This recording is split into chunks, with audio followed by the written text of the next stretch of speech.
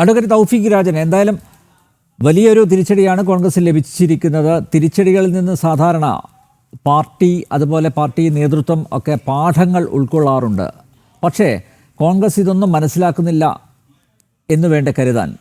ബീഹാർ തെരഞ്ഞെടുപ്പ് ഫലത്തിൻ്റെ പശ്ചാത്തലത്തിൽ ഒരു വീണ്ടും വിചാരം കോൺഗ്രസ്സിന് ഉണ്ടാകുമോ? മാത്രമല്ല, നോക്കൂ, SIRനെതിരെ നിൽക്കുന്നു, അതുപോലെ വോട്ട് ചോരി ആരോപണം നിരന്തരം ഉയർത്തുന്നു.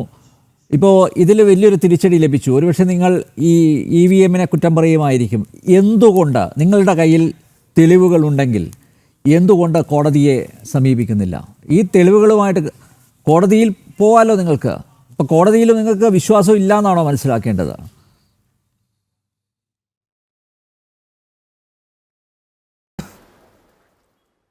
ശ്രീ അനിൽ നമ്പ്യാർ, അങ്ങേപ്പോലുള്ള മുതിർന്ന മാധ്യമപ്രവർത്തകൻ ഈ സാഹചര്യങ്ങളെക്കുറിച്ചൊന്നും പറഞ്ഞറിയിച്ച് മനസ്സിലാക്കി തരേണ്ട കാര്യമില്ല എന്നാണ് ഞാൻ മനസ്സിലാക്കുന്നത്. അതിനപ്പുറത്തേക്ക് ഞാൻ അങ്ങ് ചോദിച്ച ചോദ്യത്തിലേക്ക് വരാം. അതിനപ്പുറത്തേക്ക് എനിക്ക് മുമ്പ് സംസാരിച്ച ശ്രീ അഖിൽ, അദ്ദേഹം രാഹുൽ ഗാന്ധിയെ കോമാളി എന്ന തരത്തിലുള്ള വാക്കുകളടക്കം വിശേഷിപ്പിക്കുന്ന അല്ലെങ്കിൽ മോശം വാക്കുകൾ ഉപയോഗിക്കുന്ന സാഹചര്യമുണ്ടായി. അതിൽ അങ്ങേറ്റം പ്രതിഷേധം രേഖപ്പെടുത്തുന്നു. രാഹുൽ ഗാന്ധിയെ നിങ്ങൾ വേട്ടയാടാൻ ഇതിനു മുമ്പും ഒരുപാട് തവണ ശ്രമിച്ചിട്ടുണ്ട്, 18 അടവുകളും പ്രയോഗിച്ചിട്ടുണ്ട്. രാഹുൽ ഗാന്ധി പൂർവാധികം ശക്തിയോടുകൂടി തിരിച്ചു വന്നിട്ടുണ്ട്. അത് ഭാരത് ജോഡോ യാത്രയിലൂടെ അടക്കം, അത് ഇങ്ങ് തെക്ക് കന്യാകുമാരി മുതൽ അങ്ങ് കാശ്മീർ വരെ എല്ലാ സംസ്ഥാനങ്ങളിലൂടെയും ഹൃദയം തൊട്ടറിഞ്ഞ് രാഹുൽ ഗാന്ധി മുന്നോട്ട് പോകുന്ന സാഹചര്യം ഉണ്ടായിട്ടുണ്ട്.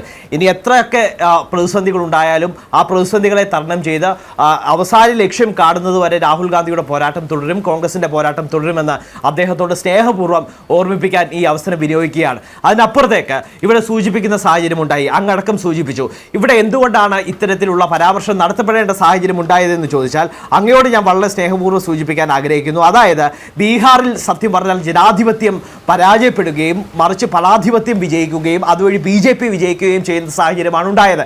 എന്തുകൊണ്ടെന്നാൽ ഇവിടെ മഹാരാഷ്ട്രയ്ക്കും ഹരിയാനയ്ക്കും പിന്നാലെ മറ്റൊരു ജനാധിപത്യത്തിന്റെ അട്ടിമറി കൂടി സംഭവിച്ചിരിക്കുന്നു. എവിടെയാണ് ഈ ബീഹാറിൽ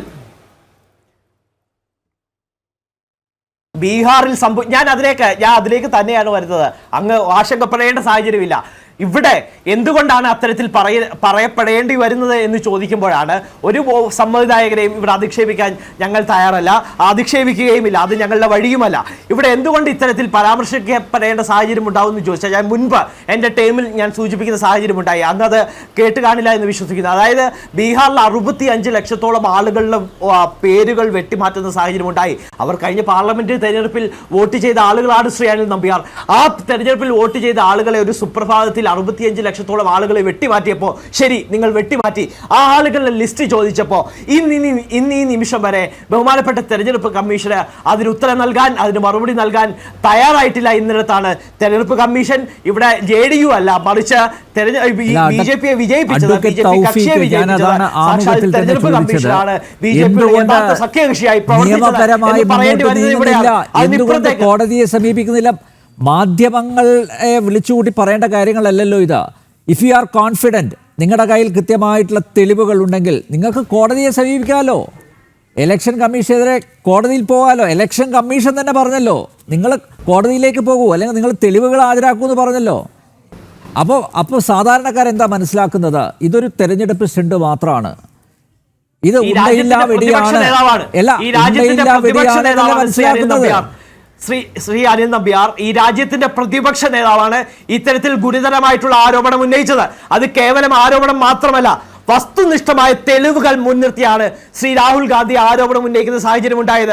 ശ്രീ അനിൽ നമ്പ്യാർ, അതായത് ഹരിയാനയിൽ ഞാൻ മുൻപ് സൂചിപ്പിച്ചു, ഇവിടെ പൂജ്യ നമ്പർ വീട്ടു നമ്പർ അടക്കം സൂചിപ്പിച്ചു. അത് ആവർത്തിക്കുന്നില്ല. അതിനിപ്പുറത്തേക്ക് ബീഹാറിലേക്ക് വന്നാൽ ഈ ഭരണകക്ഷിയായി പ്രചരണം നടത്തിയ എന്തുകൊണ്ട് അട്ടിമറി നടന്നു, എന്തുകൊണ്ട് ഇന്ത്യ മുന്നണി അട്ടിമറി സംശയിക്കുന്നു എന്നിടത്താണ് ഞാൻ ഈ ഉത്തരം പറയാൻ ആഗ്രഹിക്കുന്നത്. അതായത് ഭരണകക്ഷിക്കായി പ്രചരണം നടത്തിയ കേന്ദ്ര സംസ്ഥാന മന്ത്രിമാർ തെരഞ്ഞെടുപ്പ് നടത്തിപ്പിൽ ഏർപ്പെട്ടിരിക്കുന്ന ഉദ്യോഗസ്ഥരുമായി എന്തിന് കൂടിക്കാഴ്ച നടത്തി? അതിന് ഇതുവരെ കൃത്യമായ മറുപടി നൽകാൻ തെരഞ്ഞെടുപ്പ് കമ്മീഷന് സാധിച്ചിട്ടില്ല.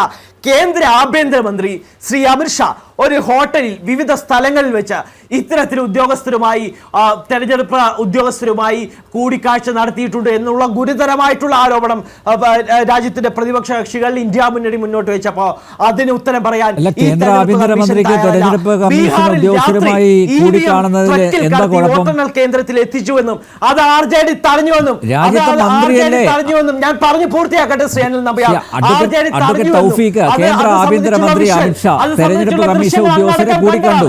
അത് സംബന്ധിച്ചുള്ള ദൃശ്യങ്ങൾ അങ്ങടക്കം കണ്ടതാണ്. അത് സംബന്ധിച്ചുള്ള ദൃശ്യങ്ങൾ എന്നിട്ടും തെരഞ്ഞെടുപ്പ് കമ്മീഷന് ആ സംഭവത്തെ സംബന്ധിച്ച് ഗുരുതരമായിട്ടുള്ള വിഷയമല്ലേ ശ്രീ അനിൽ നമ്പ്യാർ? അത് സംബന്ധിച്ച് ഞാൻ പൂർത്തിയാക്കട്ടെ.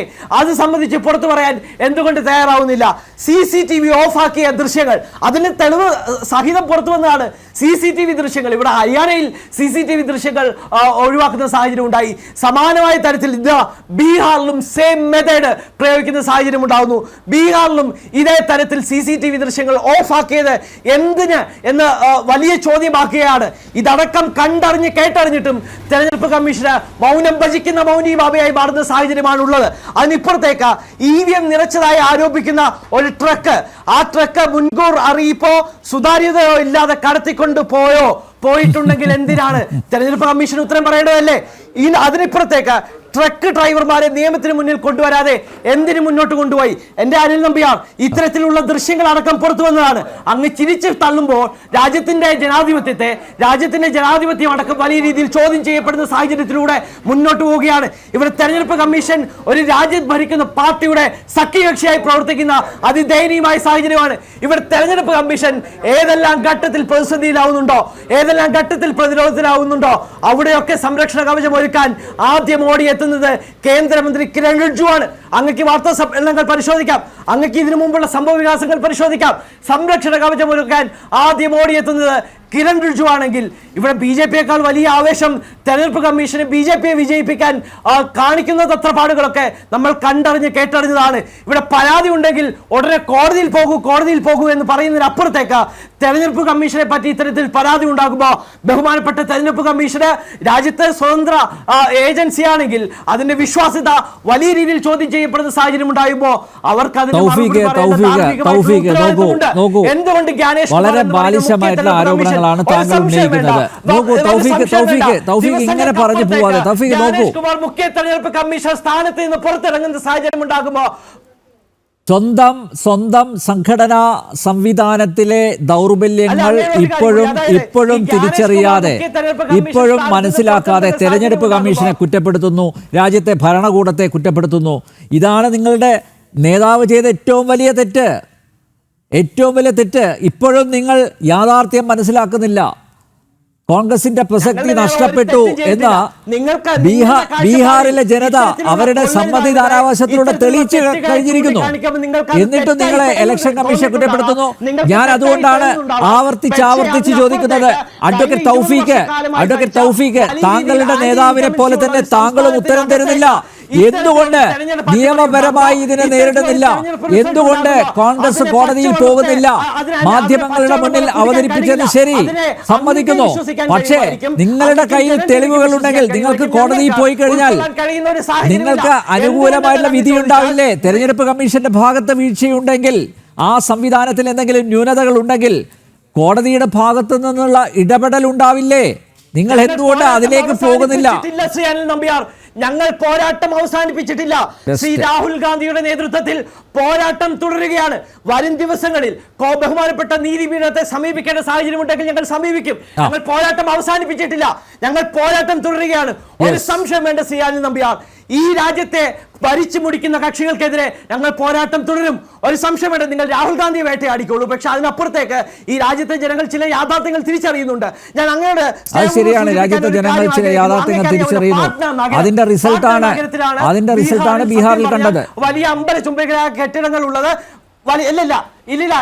എന്റെ ഒറ്റ ചോദ്യം ശ്രീ അനിൽ നമ്പ്യാർ, ഒരു പോയിന്റ് കൂടി. അതായത് ബീഹാറിൽ വലിയ കെട്ടിടങ്ങൾ ഉള്ളത് ഈ പറയുന്ന പാട്ന നഗരത്തിലാണ്. ആ പാട്ന നഗരത്തിന് അപ്പുറത്തേക്ക് 100 കിലോമീറ്റർ സഞ്ചരിച്ചു കഴിഞ്ഞാൽ ഗ്രാമങ്ങളിലേക്ക് കടന്നു ചെന്നാൽ ഇപ്പോഴും ശൗചാലയങ്ങളില്ലാത്ത വീടുകൾ. കോൺഗ്രസ് എത്ര കാലം ഭരിച്ചു ബീഹാറിൽ? കോൺഗ്രസ് എത്ര കാലം ഭരിച്ചു? അടക്കം മാധ്യമ പ്രവർത്തകർക്ക് സാധിച്ചിട്ടുണ്ട്. RJD എത്ര കാലം ഭരിച്ചു? പറയുമ്പോ ഒരു സുപ്രഭാതത്തിൽ തെരഞ്ഞെടുപ്പ് കമ്മീഷനുമായിട്ടുള്ള ഉത്തരവാദികളല്ലേ? ബീഹാറിന്റെ ശോചനീയാവസ്ഥ, താങ്കൾ ഇപ്പൊ ചൂണ്ടിക്കാണിച്ച ശോചനീയാവസ്ഥയ്ക്ക് കോൺഗ്രസും RJDയും ഒക്കെ ഉത്തരവാദികളല്ലേ? തെരഞ്ഞെടുപ്പ് പ്രഖ്യാപിക്കുന്നതിന്റെ ആഴ്ചകൾക്ക് മുമ്പ് 10,000 രൂപ അവരുടെ അക്കൗണ്ടുകളിലേക്ക് ഇട്ട് കൊടുത്തുകൊണ്ട് നിങ്ങൾ നേടിയിട്ടുള്ള വിജയം. പക്ഷേ ആ 10,000 രൂപ ഇതുവരെ അവരുടെ അക്കൗണ്ടുകളിലേക്ക് എത്തിയിട്ടില്ല. കേന്ദ്ര തെരഞ്ഞെടുപ്പ് കമ്മീഷനും BJP-യും തമ്മിൽ വ്യക്തമായിട്ടുള്ള ഒരു അജണ്ടയുണ്ട്, വ്യക്തമായിട്ടുള്ള ആക്ഷൻ പ്ലാൻ ഉണ്ട്. അവർ ഒരു നാണയത്തിന്റെ 2 വശങ്ങൾ എന്നോണമാണ് പ്രവർത്തിക്കുന്നത്. തെരഞ്ഞെടുപ്പ് എന്ന് പ്രഖ്യാപിക്കുമെന്നുള്ളത് വളരെ കൃത്യമായി കേന്ദ്ര സർക്കാരിന് അറിയാം. ബീഹാറിൽ കോട്ടം സംഭവിച്ചാൽ അത് കേന്ദ്ര സർക്കാരിന് ഇറക്കം സംഭവിക്കുമെന്ന് അറിയാം. നിതീഷ് കുമാർ ഇറങ്ങിപ്പോകുമെന്ന് BJP-ക്ക് അറിയാം. അതുകൊണ്ട് ഏത് കുറുക്ക് വഴിയും പ്രയോഗിച്ച്, ഏത് വളഞ്ഞ വഴിയും പ്രയോഗിച്ച് നിലനിൽക്കുക. അത് ജനാധിപത്യത്തെ കശാപ്പ് ചെയ്തിട്ടായിട്ടും വേണ്ടില്ല, ജനാധിപത്യത്തെ കശാപ്പ് ചെയ്തിട്ടായാലും വേണ്ടില്ല, എങ്ങനെ വിജയിക്കണമെന്നുള്ള കുറുക്ക് വഴിയുടെ അടിസ്ഥാനത്തിലാണ് നിങ്ങൾ ഈ നേടിയിട്ടുള്ള വിജയം. അവിടെയാണ് പ്രതിപക്ഷം ഉന്നയിക്കുന്ന ചോദ്യങ്ങൾക്ക് പ്രസക്തി ഉണ്ടാകുന്നത്. ഇവിടെ കേന്ദ്ര തെരഞ്ഞെടുപ്പ് കമ്മീഷൻ കൃത്യമായിട്ടുള്ള ഡയറക്ഷൻ കേന്ദ്ര സർക്കാർ നൽകുന്നു എന്ന് തെരഞ്ഞെടുപ്പ് പ്രഖ്യാപിക്കുമെന്നതിനെ സംബന്ധിച്ച് അതിന് 2 ആഴ്ചകൾക്ക് മുമ്പ് ഇതാ ഇവിടെ മഹാരാഷ്ട്ര മോഡൽ ഫ്രീ ബീസ് നൽകിക്കൊണ്ട്, അതായത് ഇവിടെയും 10,000 രൂപ അതേ മാതൃകയിൽ ഇവിടെയും നൽകുകയാണ്. ഇതൊക്കെ കാണുമ്പോൾ പച്ചവെള്ളം കുടിക്കുന്ന ആർക്കും മനസ്സിലാകും ശ്രീ അനിൽ നമ്പ്യാർ എന്ത് അഡ്ജസ്റ്റ്മെന്റിന്റെ പുറത്താണ്, എന്ത് ആനുകൂല്യത്തിന്റെ പുറത്താണ് ഇത്തരത്തിലുള്ള പെരുമാറ്റം ഉണ്ടാകേണ്ടത് എന്നുള്ളത്. ഈ രാജ്യത്തെ ഹരിയാനയിൽ അങ്ങേക്കറിയാമല്ലോ, വലിയ രീതിയിലുള്ള ആന്റി ഇൻകംബൻസി ആഞ്ഞടിച്ച സംസ്ഥാനമാണ്. അത് കർഷക സമരത്തിലാകട്ടെ, അതിപ്പുറത്തേക്ക് ഗുസ്തി താരങ്ങൾ ഈ രാജ്യത്തിനായി പോരിതി നേടിയ മെഡൽ ഈ രാജ്യത്തിന് വേണ്ടി ഉപേക്ഷിക്കും, പുണ്യനദിയിൽ ഉപേക്ഷിക്കും എന്ന് പറയേണ്ടി വന്നിടത്താണ് ഈ BJP വിജയിച്ചതെന്ന് പറയുമ്പോൾ എല്ലാ നിയമസഭാ തെരഞ്ഞെടുപ്പുകളിലും BJP വിജയം ആവർത്തിച്ചുകൊണ്ടിരിക്കുന്നു. അഡ്വക്കേറ്റ് തൗഫീഖ് രാജൻ, ഇപ്പോഴും യാഥാർത്ഥ്യം എന്താണ് എന്ന് നിങ്ങൾ മനസ്സിലാക്കുന്നില്ല, ചുറ്റുപാടും എന്താണ് സംഭവിക്കുന്നതെന്ന് മനസ്സിലാക്കുന്നില്ല. തെരഞ്ഞെടുപ്പ് അടുക്കുമ്പോൾ ചില സ്റ്റണ്ടുകളുമായി രംഗത്ത് വരുന്നു, ചില കോമഡി ഷോകൾ നടത്തുന്നു എന്നതിനപ്പുറത്തേക്ക് രാജ്യത്തെ പ്രതിപക്ഷ കക്ഷികൾ തിരിച്ചറിയുന്നുണ്ട്. നിങ്ങൾ തെരഞ്ഞെടുപ്പ് കമ്മീഷന്റെ ആനുകൂല്യം ഉപയോഗിച്ച് അങ്ങനെ തിരിച്ചറിയുന്നുണ്ടെങ്കിൽ നിങ്ങൾക്ക് കൃത്യമായിട്ട് ജനവികാരം ഉൾക്കൊള്ളാൻ സാധിച്ചിട്ടുണ്ടെങ്കിൽ എന്തുകൊണ്ട് നിങ്ങൾക്ക് വിജയം നേടാൻ ആയില്ല? അവസാന ഘട്ടത്തിൽ എല്ലാ കാലഘട്ടത്തിലും ഈ രാജ്യം നരേന്ദ്രമോദി എന്നുള്ള ഭരണാധികാരിയുടെ കയ്യിൽ, അമിത്ഷാ എന്ന് പറയുന്ന ഭരണാധികാരിയുടെ കയ്യിൽ സുരക്ഷിതമായി ഇരിക്കുമെന്ന് കരുതണ്ട. അത് തെരഞ്ഞെടുപ്പ് കമ്മീഷനും ജ്ഞാനേഷ് കുമാറും മനസ്സിലാക്കിയാൽ മതി. ഒരു സംശയം വേണ്ട, ജ്ഞാനേഷ് കുമാർ മുഖ്യ തെരഞ്ഞെടുപ്പ് കമ്മീഷണറുടെ സ്ഥാനത്ത് നിന്ന് ഇറങ്ങുമ്പോൾ ഒരു സംശയം വേണ്ട, BJP-യുടെ ദേശീയ ആസ്ഥാനത്ത് ഒരു ജനറൽ സെക്രട്ടറി കസേരയിൽ ഈ പറയുന്ന ജ്ഞാനേഷ് കുമാറും ഉണ്ടാകും. അവർ തമ്മിലുള്ള ഡീൽ അത്രത്തോളമാണ്. ഇവിടെ വളരെ കൃത്യമാണ്. ഈ ബഗൽപൂർ മുസാഫർപൂർ ജില്ലയിൽ ഈ സ്ട്രോങ് റൂമിൽ CCTV ദൃശ്യങ്ങൾ ഓഫ് ചെയ്യപ്പെട്ടത് വളരെ ഗുരുതരമായിട്ടുള്ള ആരോപണമല്ലേ ശ്രീ അനിൽ നമ്പ്യാർ? എന്തുകൊണ്ടാണ് ധാർമ്മികമായി ഒരു തെരഞ്ഞെടുപ്പ് കമ്മീഷൻ ഇത്തരത്തിൽ ആരോപണം ഉയരുന്ന ഒരു സാഹചര്യം ഉണ്ടാകുമ്പോൾ, ഇത്തരത്തിൽ വലിയ രീതിയിൽ ആരോപണം ഉയരുന്ന ഒരു ഘട്ടത്തിലൂടെ നിങ്ങൾക്ക് ഇതൊക്കെ ചാലഞ്ച് ചെയ്യാലോ? നിങ്ങൾക്ക് നിയമപരമായിട്ട് നിങ്ങളുടെ കയ്യിൽ തെളിവുകൾ ഉണ്ടെങ്കിൽ നിയമപരമായിട്ട് ഉള്ള മാർഗങ്ങൾ നിങ്ങൾക്ക് സ്വീകരിക്കാം. പക്ഷെ അതുണ്ടാവുന്നില്ല. അതിനെ നിർഭാഗ്യകരം എന്ന് മാത്രമേ പറയാനുള്ളൂ. കാരണം ഇത്രയും തെളിവുകൾ ഉണ്ടെങ്കിൽ, ഇത്രയും CCTV ദൃശ്യങ്ങളൊക്കെ നിങ്ങളുടെ പക്കലുണ്ടെങ്കിൽ നിങ്ങൾ കോടതിയുടെ മുമ്പിൽ ഹാജരാക്കുമോ? ഇനി എത്രയൊക്കെ നിങ്ങൾ ഞാൻ ആവർത്തിച്ച് ചോദിക്കുകയാണ്, കോടതിയിലുള്ള വിശ്വാസം നഷ്ടപ്പെട്ടോ? പോരാട്ടം തുടരും. അത് ശ്രീ രാഹുൽ ഗാന്ധിയുടെ നേതൃത്വത്തിൽ തന്നെ ഞങ്ങൾ പോരാട്ടം തുടരും. അപ്പൊ എന്തായാലും രാഹുൽ ഗാന്ധിയെ ഒഴിവാക്കാൻ ഉദ്ദേശിക്കുന്നില്ല അല്ലേ? അധിക്ഷേപിക്കാൻ ശ്രമിച്ചാലും അദ്ദേഹം പറയുന്നത് സത്യമാണെന്ന് ഈ രാജ്യത്തെ ഒരു വിഭാഗം തിരിച്ചറിയുന്നുണ്ട് ശ്രീ അനിൽ നമ്പ്യാർ. ഓക്കെ എന്തായാലും അഡ്വക്കേറ്റ് തൗഫീഖ് രാജൻ, ഈ രാജ്യത്ത് ജനാധിപത്യം വിജയിക്കേണ്ടതായിട്ടുണ്ട് ശ്രീ അനിൽ നമ്പ്യാർ. അങ്ങക്ക് ഞാനും അടക്കമുള്ള സമ്മതിദായകർക്ക് സത്യം തിരിച്ചറിയേണ്ട സാഹചര്യമുണ്ട് ശ്രീ അനിൽ നമ്പ്യാർ.